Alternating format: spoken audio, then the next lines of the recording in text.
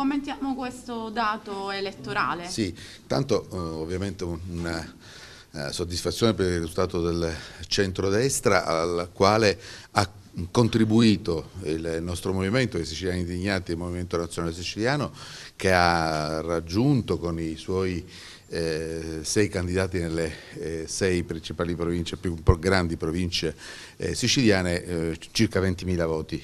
Quindi un contributo elettorale importante con soli 6 candidati che corrobora e rafforza il successo del centrodestra.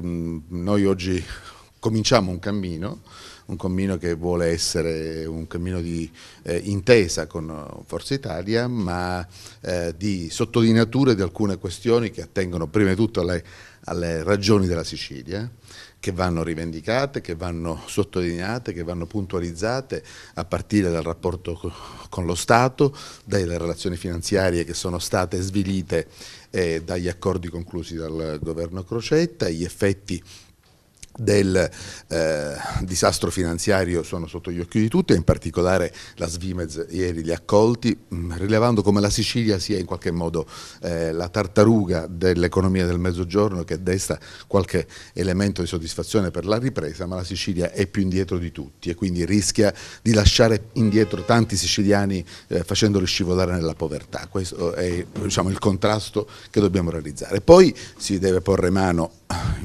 immediatamente agli strumenti finanziari e al risanamento della finanza regionale. Lì ho parlato con alcuni di voi sottolineando quanto sia importante un'operazione verità sui conti. C'è un problema molto serio di tenuta dei conti, di garanzia delle coperture, di tenuta delle coperture poste a base della copertura appunto sul deficit di bilancio.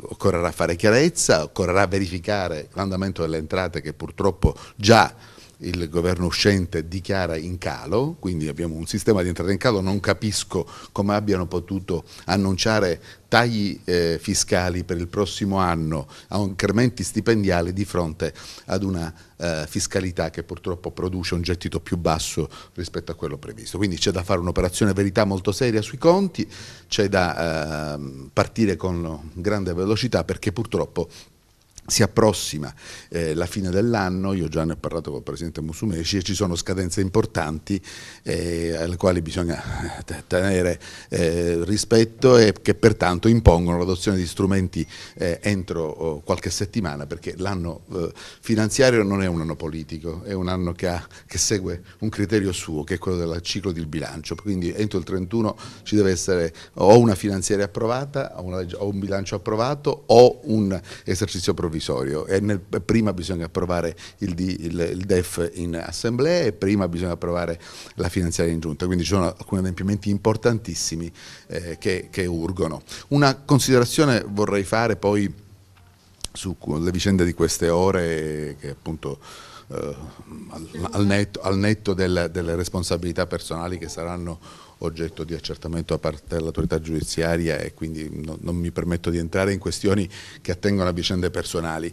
Ho rilevato però, durante questa campagna elettorale, voi sapete che ho girato la Sicilia a sostegno dei nostri candidati in tutte le province, con importanti incontri, ho rilevato una cosa, devo dire, anomala. Io non facevo campagne elettorali direttamente coinvolto da decenni, che i CAF, i cosiddetti centri di assistenza fiscale, che svolgono una funzione nell'interesse pubblico, vengono remunerati e sono sottoposti al controllo dell'Agenzia delle Entrate, spesso recavano nelle vetrine manifesti elettorali. Personalmente oggi ancora sono un libero cittadino, farò un esposto all'Agenzia delle Entrate per capire se è possibile che tanti CAF, non dico tutti, ma tanti CAF si trasformino in segreterie politiche o siano a supporto di candidature, cosa che, ripeto, trovo inaccettabile, ed è l'occasione per porre la questione e cominciare anche da questo punto di vista a rendere la Sicilia europea e non medievale come qualcuno la vuole ancora rendere.